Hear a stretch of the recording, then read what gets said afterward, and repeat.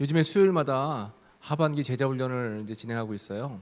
그래서 이번에 하반기 제자훈련 주제가 뭘까요?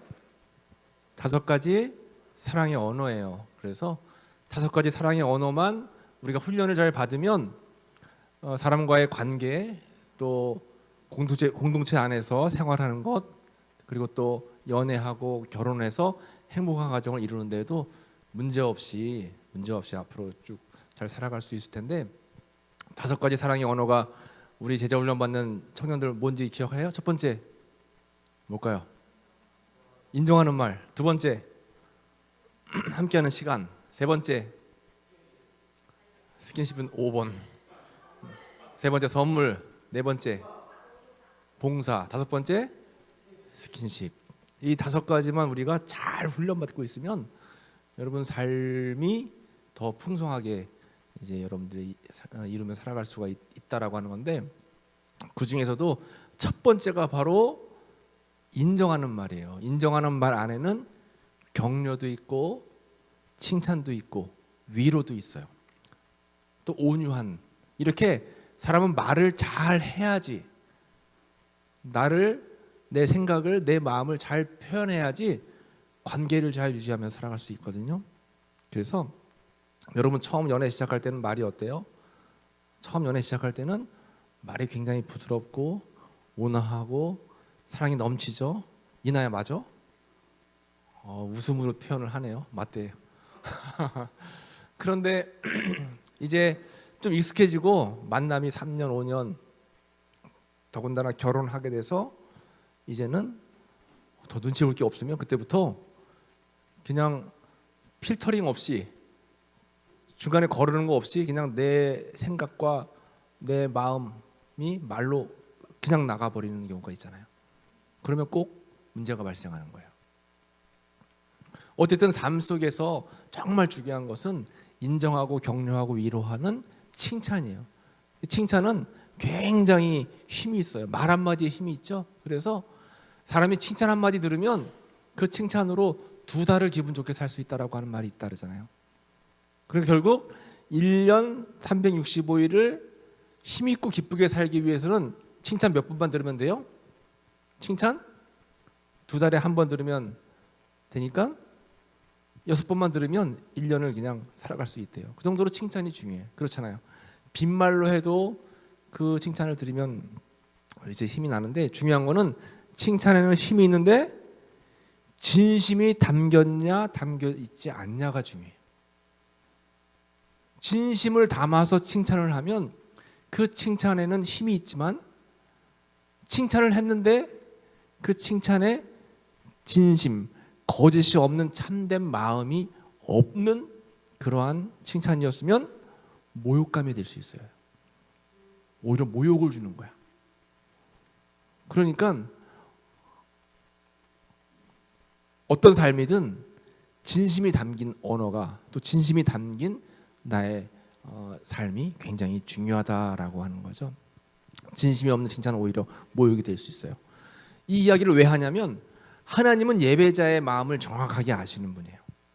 우리가 예배 드리고 있는데 여러분들의 예배 드리는 이 자세와 태도에 뭐가 있으면, 진심이 있으면 우리 예배는 하나님이 기뻐 받으시는 예배, 여러분들에게 은혜와 복이 임하는 예배가 되지만, 이 예배 가운데 여러분들을 예배자의 마음 가운데, 태도 가운데 진심이 없으면 오히려 뭐가 된대요?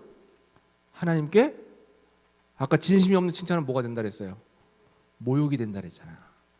하나님이 기뻐받지 않는 그런 예배가 될 수 있다는 거예요. 그래서 예배에는 항상 진심이 담겨져 있어야 돼. 거짓이 없는 나의 마음과 나의 태도가 담겨 있어야 되죠.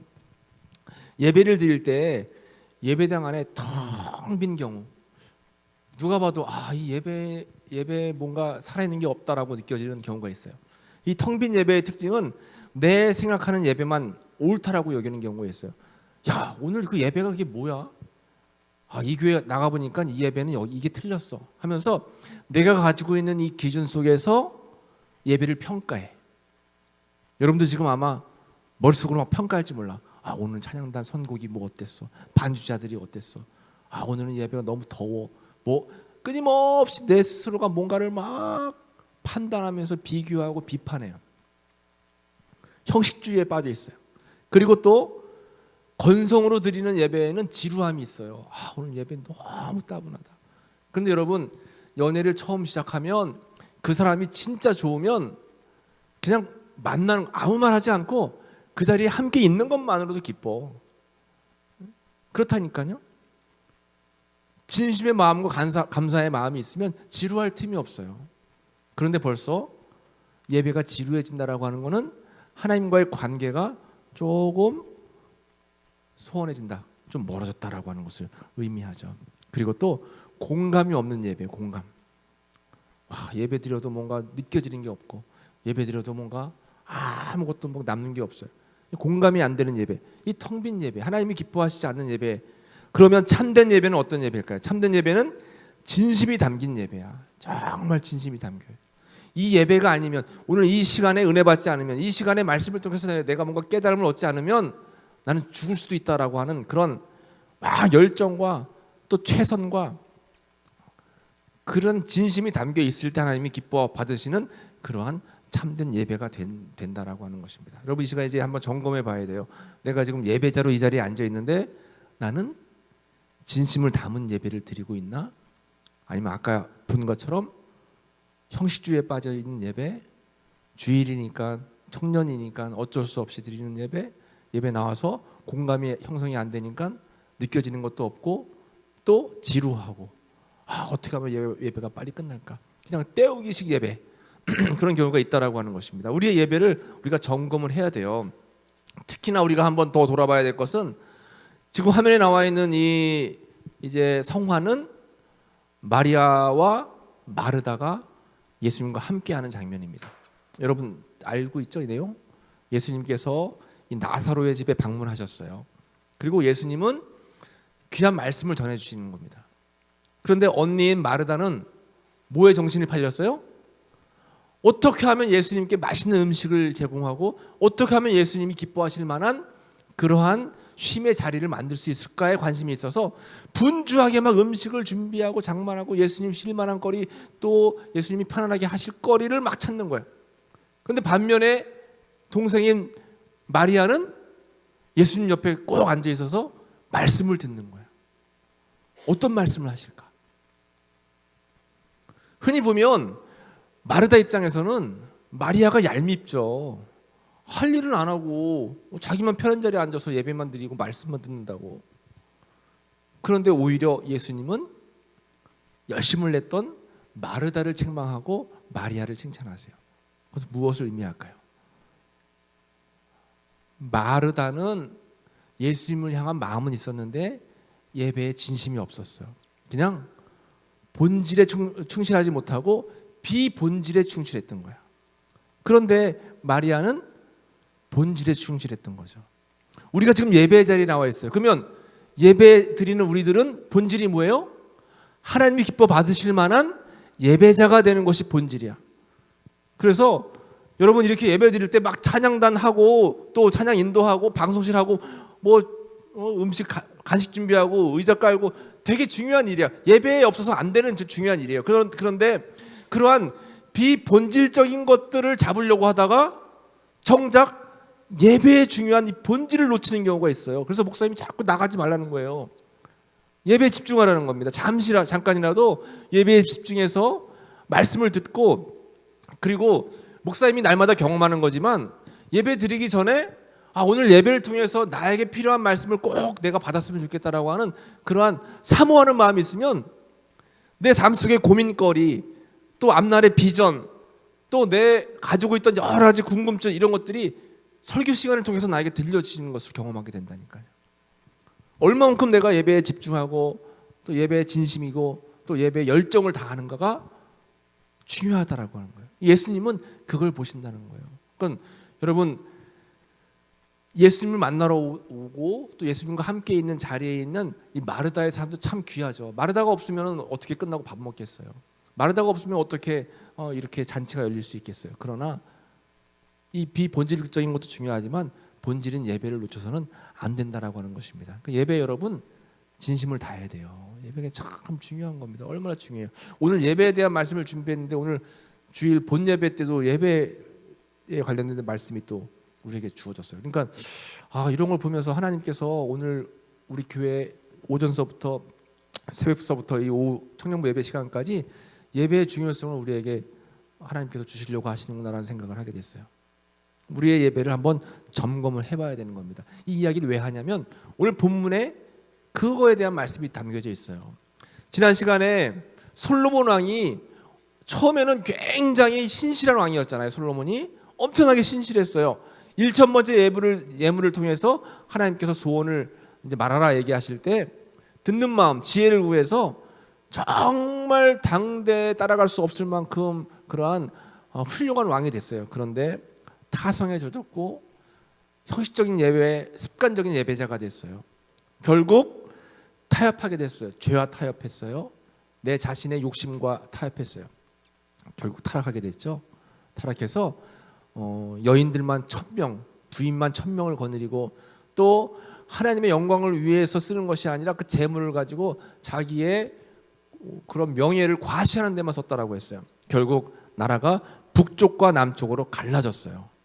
나라가 분열됐어. 솔로몬 왕 때문에 이 한 왕이 실수함으로 인해서 나라 전체가 이렇게 나눠지게 된 거예요. 북쪽은 이스라엘로, 남쪽은 유다로 그렇게 갈라지게 됐습니다. 그런데 문제는 뭐냐면 이제 절기를 맞을 때가 문제였어요. 북쪽 이스라엘은 여로보암이 통치하고 남쪽 유다는 르호보암이 통치를 하게 됐는데 예루살렘 6월절 절기면 꼭 이스라엘 사람들은 예루살렘 성전으로 다 올라가야 돼. 20세 이상 남자들은. 그리고 성전에서 하나님 앞에 제단을 쌓아야 돼요. 이것은 율법이에요. 계명이야. 어기면 안 돼. 그런데 보면 여러분 지도에 보면 예루살렘이 지금 어디 있어요? 남쪽에 있어요? 북쪽에 있어요? 예루살렘이 어디에 있어요? 이거 넘어가. 예루살렘이 어디 있어요? 안 보여요? 포인트가 안 보이나? 빨간색 유다라고 하는 그 위 도시에 예루살렘이라고 있잖아요. 그러니까 예루살렘이 남쪽에 있어요. 유다에 지금. 그러니까 6월절 절기가 되면 북쪽에 있는 이스라엘 사람들이 절기를 지키려고 남쪽 유다로 내려가는 거야. 근데 그 꼴을 여로보암이 보기 싫은 거야. 아니 나라는 이미 갈라졌고 이 이스라엘은 여로보암이 내가 통치하고 있는데 왜 우리나라 백성들이 남쪽 유다로 내려가야 되냐? 이건 아니다. 이건 아니다 해서 자기의 뜻에 의해서 새로운 제단을 만들게 돼요. 그래서 북쪽에 베델과 단이라고 하는 그런 지역을 새로운 제단으로 여로보암이 지목을 하는 거야. 그리고 거기에 금송아지를 크게 세워놓고 앞으로 이제 북쪽 이스라엘 백성들은 남쪽 유다 예루살렘에 가서 제단을 안 쌓아도 된다. 북이스라엘의 남쪽에 사는 사람들은 베델에 가서 북이스라엘의 북쪽에 사는 사람들은 단에 가서 제단을 쌓아라. 이렇게 명령을 내린 거예요. 하나님의 말씀에 어긋나고 자기 마음대로 예배를 규정해 버렸죠. 여로보암이 죄를 짓기 시작하는데 구체적으로 이제 죄 짓는 항목들이 나와요. 오늘 본문 1절에 보면 여로보암이 제단 곁에 서서 분향하는지라. 분향은 누가 해야 될까요? 분향하는 사람들이 있죠?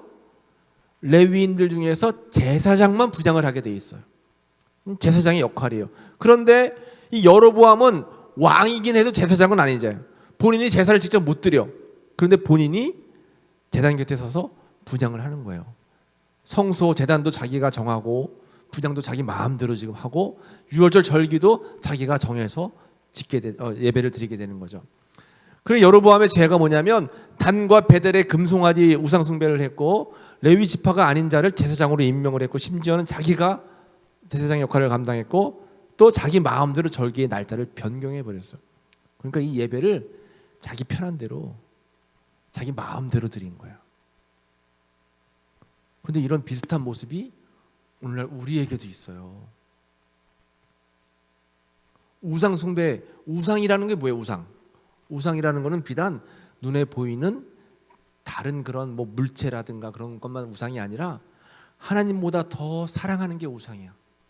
내 마음속에 하나님보다 더 사랑하는 게 돈이면 돈이 우상이야. 내 마음속에 어떤 여자, 어떤 남자가 하나님보다 더 좋아서 주일날 예배 드리지 않고 함께 연애하러 가. 그러면 그 사람이 상대방이 나에게 우상이 될 수 있어요. 우상이 될 수 있다니까요. 목사님 여러분들에게 한번 간증했잖아요. 목사님이 지금의 사모님과 연애할 때는 진짜 엄청 불같이 뜨겁게 연애했어. 너무 좋더라고요. 연애하니까 정말 좋더라고요. 너무 좋아서 막 연애를 하다가 이제 헤어지게 됐어요. 헤어지게 돼서 그 마음을 잡으려고 기도원 들어갔어요. 기도원 들어가서 막 기도하는데 하나님께서 그 음성을 주시는데, 나는 질투하는 하나님인데 너는 나보다 더 그 여인을 사랑했다라고 하는 그런 마음을 주시더라고요. 나를 돌아보니까 하나님 예배하는 것보다, 하나님을 섬기는 것보다 연애하는 게 더 재밌었어. 그래서 일부러 같이 연애할 때 집에서 공식적으로 만날 수 있는 게 교회 가는 것밖에 없으니까 교회 간다고 핑계하고 같이 만나서 막 연애하고 막 그랬어. 아, 하나님이 그걸 기뻐하지 않으셨구나라는 것을 깨닫게 됐어요. 그러니까 우리가 하나님보다 더 사랑하는 우상 숭배를 굉장히 많이 하고 지금 살고 있죠. 그리고 또 레위 지파가 아닌 자를 제사장으로, 내가 내 마음대로 예배를 규정하고 또 그 절기 날짜도 내 마음대로 변경하고, 그러니까 내일이 주일인데 내일 어디 딴 놀러 가야 돼. 오늘 예배 미리 드리지 뭐, 하나님은 내 마음 아시지. 그리고 온라인 예배라는 게 참 필요하게요. 사실은 한국 교회가 온라인 예배 때문에 온라인 예배 드리는 것이 합당하냐 합당하지 않냐라고 굉장히 논란이 있던 시기에 코로나가 딱 터지면서 온라인 예배를 드릴 수밖에 없는 상황이 됐어요. 그러면서 온라인 예배가 합법화됐죠. 근데 문제는 코로나19가 끝나고 나서 지금이야. 지금도 그냥 당연히 피곤하고 힘들고 그러면 오늘은 온라인 예배 드려야 되겠다 하고 집에서 그냥 온라인 예배 드리는 거예요. 오늘 본 예배 때도 강조하시잖아요. 코로나19 끝났는데도 그냥 그거에 젖어 있어서 예배를 나 편한 대로, 내 편리한 대로, 나의 상황에 맞춰서 예배를 드리는 거예요. 예배라고 하는 것은 하나님께 영광 올려드리는 우리의 행위인데, 그 예배의 중심에 하나님이 있는 게 아니라 내가 있어. 그냥 내 조건에 맞춰서 예배를 드리는 거예요. 그것을 하나님이 기뻐하시겠어요, 여러분? 절대 아니죠. 여로보암의 죄를 오늘날 우리도 짓고 있는 거예요. 하나님은 예배하는 거에 대해서는 타협이 없어요. 절대적으로 타협이라는 게 없다라고 하는 거예요. 여로보암 왕이, 하나님의 사람이 이제 베델을 향해서 막 저주를 했어요. 이대로 왕이시여, 이대로 예배를 드리면 당신은 죽을 수도 있습니다. 막 경고를 했어요. 그런데 그 순간 이제 왕이 죄를 깨닫는 것이 아니라 사람들을 시켜서 저자를 잡으라 막 명령을 내렸어. 그러니까 손을 폈는데 그 손에 재앙이 임했죠. 그를 향하여 편 손이 말라버렸다는 거예요. 저자를 잡으라 하는데 그 손이 말라버렸어요. 그리고 곧 이어서 그 우상 숭배하던 재단이 다 갈라져 버렸어요. 그 지진이 나가지고 재단이 반으로 쪼개지고 그 위에 있던 그 우상들이 다 쏟아져 내렸다는 거예요. 하나님은 다 알고 계시다라고 하는 거죠. 잘못된 예배, 참된 예배, 하나님은 알고 계시다라고 하는 거예요.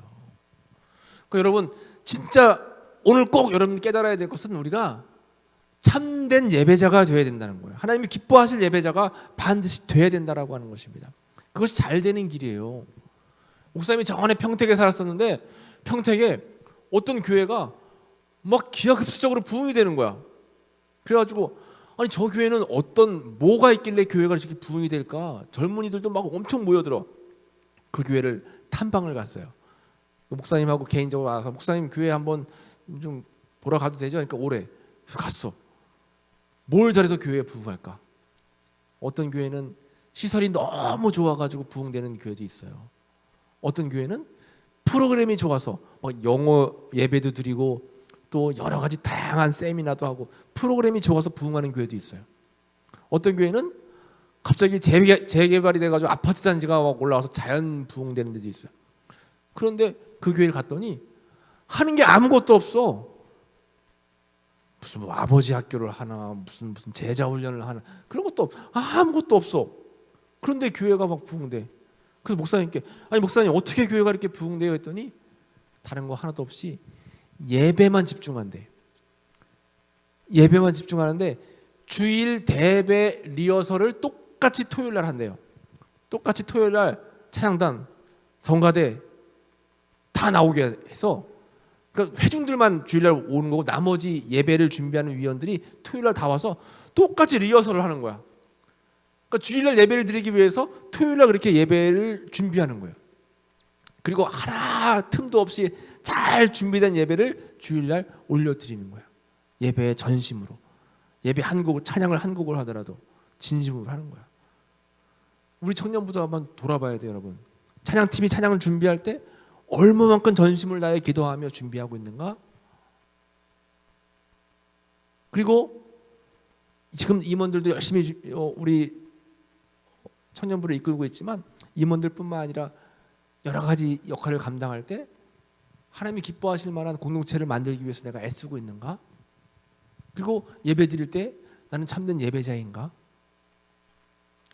예배만 잘 드려도 하나님께서 기뻐하시고 필요를 채워주시는 거예요. 막 1,000번째 제단을 쌓아서 기도하고 금식하면서 기도하고 작정하면서 기도하고 철야하면서 기도하고 이런 것도 중요하지만 하나님은 예배 하나만 집중해서 전심으로 드리면 그 예배를 받으시고 우리의 필요를 채워주신다는 거예요. 그러니까 여러분,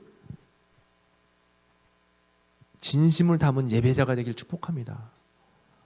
형식적으로 어쩔 수 없이 드리는 예배 말고 이 한 타임을 예배 드리더라도 정말 하나님이 기뻐하실 만한 예배자가 되어야 되는 거예요.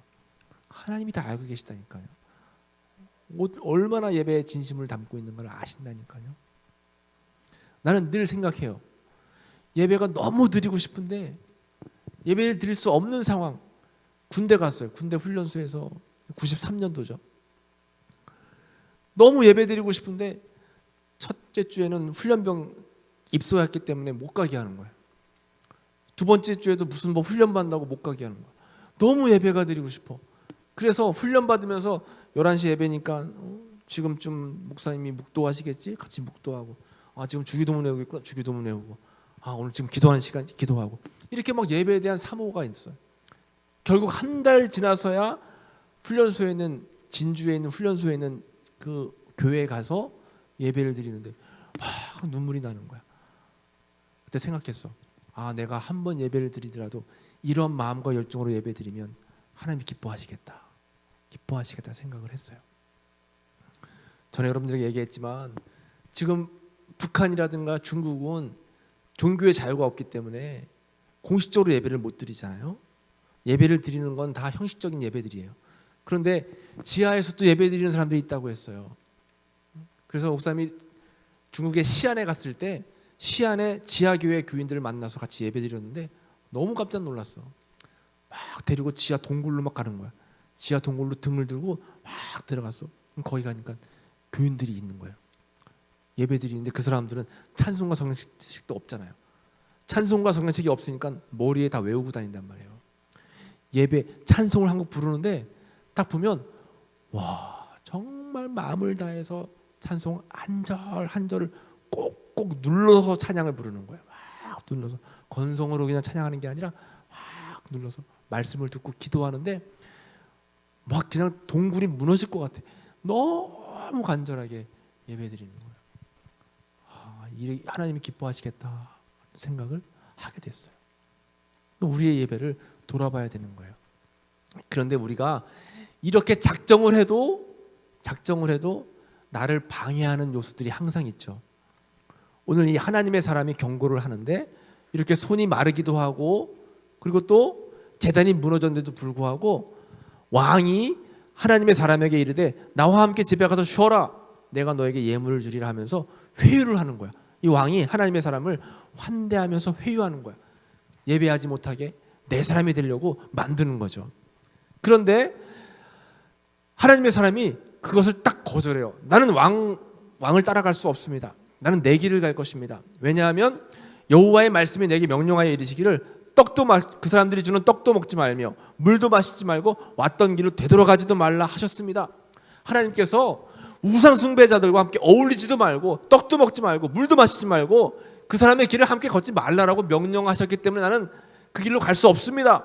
이렇게 이야기를 하는 거예요. 죄와 타협하지 않는 거죠. 우리가 마음을 먹어도 예배 드리지 못하게 하는 환경이 자꾸 생겨요. 예배 드리려고 하면 그 마음을 먹으면 먹을수록 못하게 자꾸 환경이 만들어져. 그걸 이길 수 있어야 돼. 안 그러면 한 번 타협하기 시작하면 타성에 젖어들어서 나도 모르게 그냥 빠져들어가는 거예요. 10절 마지막 말씀에 보면 이에 다른 길로 가고 자기가 배달에 오던 길로 되돌아가지 아니했다. 하나님의 사람은 죄의 길이 하는 다른 길, 우상 숭배했던 베델의 길로 가지 않았다라고 했다는 거예요. 그러니까 예배자의 삶을 살기로 결단을 했다라고 하는 거죠. 그런데 이 사람이 얼마나 약한지 몰라요. 요 다음번 말 우리가 이제 보진 않지만 이 다음번 말씀에 보면 이 악한 왕이 예언자를, 나이 많이 먹은 늙은 예언자를 이제 변신시켜 가지고 막 분장을 시켜 가지고 이 하나님의 사람을 유혹을 하는데 거기 넘어가요. 결국 넘어가서 죽임을 당하게 돼요. 여러분, 우리가 하나님 나라 처음 가는 그 순간까지 참된 예배자가 되지 않게 하려고 엄청나게 많은 악한 그런 유혹들이 우리 앞에 있는지 몰라요. 늘 항상 우리의 삶이 예배의 삶이 되기 위해서, 또 주일 예배의 자리에 나와서 함께 예배드리기 위해서 우리는 작정을 하지만 악한 영과 악한 무리가 우리를 그냥 내버려 두지 않는다라고 하는 것입니다. 교회에서도 직장에서도 변함없이 우리는 예배자가 되기 위해서 늘 깨어 있어야 돼요. 늘 깨어 있어야 돼요. 그렇지 않으면 틈만 생기면 그 틈을 비집고 들어와서 우리 마음 가운데 악한 세력, 악한 또 영, 악한 상황, 이런 것들을 주어서 우리가 무너지게 만드는 거예요. 예배자로 서지 못하게 만든다라고 하는 것입니다. 우리가 늘 깨어 있어야 되는 거예요. 굉장히 중요한 거죠. 늘 깨어 있어야 돼. 우리의 삶이 위아더 처치, 우리가 교회고, 우리는 또 늘 항상 예배 안에 다시 태어나고, 또 우리는 늘 거룩함으로, 그리고 이러한 결코 실패하지 않는 예배자의 삶을 살아가야 된다라고 하는 것입니다.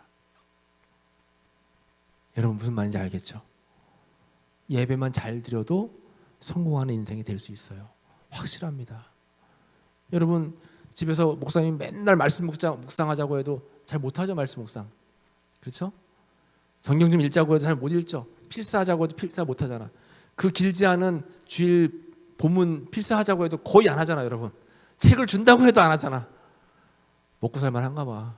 뭘 준다고 해도 안 해요. 그래도 예배만 한번 잘 드려도 여러분 버틸 수 있는 미천이 생기는 거예요. 이마저도 여러분 잃으면 세상에서 나가서 싸울 수 있는 뭐가 없어. 그냥 밥이 돼버리는 거야. 여러분, 악한 영, 악한 세력에 밥이 돼버려. 그냥 뭐 하나 던져주면 그냥 넘어가. 그냥 너무 쉬워. 그러니까 우리가 이걸 잘 기억해야 돼요. 여러분, 정말 중요해요. 내가 원하는 예배가 아닌 주님께서 원하시는 예배를 드릴 수 있도록 참된 진심이 담긴 예배자가 될 수 있도록 하나님은 우리를 향해서 그걸 원하시고 계시다라고 하는 것입니다. 오늘 말씀의 정체성 선포를 같이 해보겠어요. 시작. 나는 세상의 성공을 추구하기보다 말씀에 순종하며 사는 주님이 기뻐하시는 진실한 예배자입니다. 아멘. 그런 진실한 예배자가 되기를 여러분 축복합니다. 삶의 예배자가 되면 하나님이 여러분들의 삶을 인도하시고 이끄실 거예요. 그래서 광야 40년 성막을 짓고 살아가는 데 있어서 어디를 가든지 그 40년 동안 그 군중의 가장 중심에는 성막이 있었어요. 예배하는 삶을 살라고 하는 거예요. 늘 주님을 바라보고 사는 삶을 살라고 우리에게 이야기하는 거죠. 이제 찬양하고 오늘 말씀을 정리하면서 기도하도록 하겠습니다. 여러분, 다시 한번 여러분들에게 이야기하지만 나는 하나님이 기뻐하실 만한 그런 예배자인가, 나 자신을 돌아볼 수 있어야 돼요. 그래서 만약에 하나님이 기뻐하시지 않는 예배자라고 하면 다시 한번 이 시간 회개하고 회복해야 됩니다. 하나님께 진심이 담긴 우리가 예배를 드릴 수 있도록, 그리고 내 만족이 아닌 하나님이 기뻐하실 만한 그러한 예배를 올려드릴 수 있도록, 세상 성공을 추구하며 살기보다는 말씀에 순종하며 살아갈 수 있는 우리의 삶이 되어야 되겠습니다. 오늘 여러분들에게 하나님께서 들려주신 이 말씀이 조금이라도 마음에 도전으로 왔다면 그 도전의 마음을 잊지 않았으면 좋겠어요. 하나님은 다른 사람을 찾는 것이 아니라 오늘날 예배하는 예배자를 찾으신다고 했어요. 그 예배자는 영과 진리로 예배하는 사람이에요. 영, 하나님의 거룩한 삶, 하나님의 말씀 안에 순종하는 삶, 그리고 또 진리이신 예수님 안에 살아가는 삶. 그러면 우리는 실패하지 않는다라고 하는 것입니다. 오늘 마음의 예배 함께 찬양하고 말씀을 기억하면서 함께 합심으로 기도하도록 하겠습니다.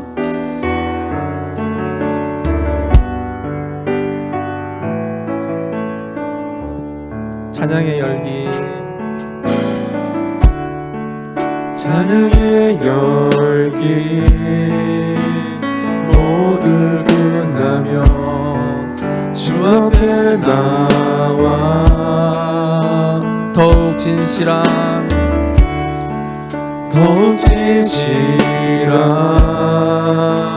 예배 드리네. 주님을 향한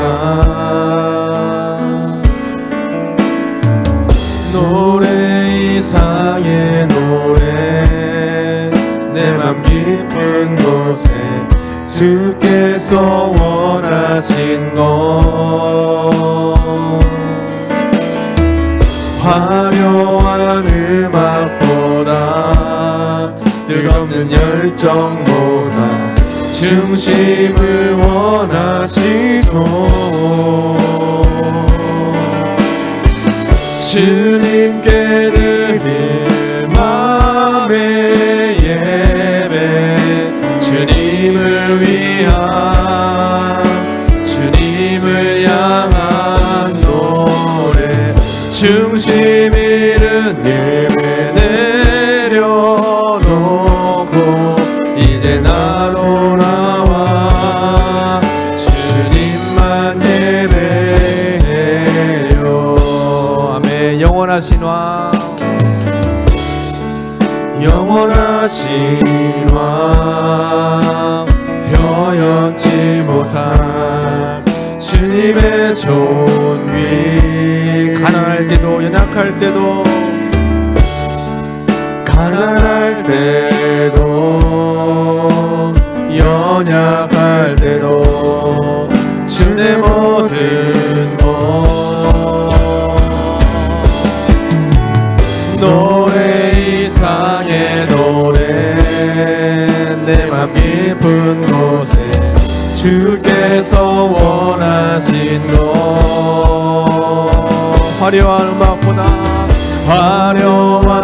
음악보다 뜻없는 열정보다 중심을 원하시죠. 아멘. 주님께 드릴 마음의 예배, 주님께 드릴 마음의 예배 주님을 위한 주님을 향한 노래 중심 잃은 예배 내려놓고 이제 나 돌아와 주님만 예배 주님께 드릴 마음의 예배 주님을 위한 주님을 향한 노래 중심 잃은 예배 내려놓고 이제 나 돌아와 주님만 예배해요. 여러분 그렇습니다. 형식주의에 빠진 예배가 아니라 마음을 담은 진실한 예배, 그런 예배자를 하나님께서 찾으신다라고 했어요. 영과 진리로 예배할 때 하나님께서 우리의 마음을 아시고 우리의 소원과 우리의 형편과 우리의 또 모든 기도에 따라서 하나님께서 우리의 삶을 인도해 주신다라고 하는 거죠. 오늘 말씀을 잘 기억하면서 하나님, 내가 하나님이 찾으시는 참된 예배자가 되길 원합니다. 하나님께서 원하시는 영과 진리의 예배자가 되기 원합니다. 이 시간 저를 받아 주옵소서. 한 마음으로 기도하겠습니다. 아버지 하나님 감사합니다. 오늘도 우리가 함께 예배하며 청년 예배 영광 돌리게 하시니 감사합니다. 이 마지막 때에 참되고 진실한 예배자가 없는 마지막 때에 우리를 불러주셨습니다.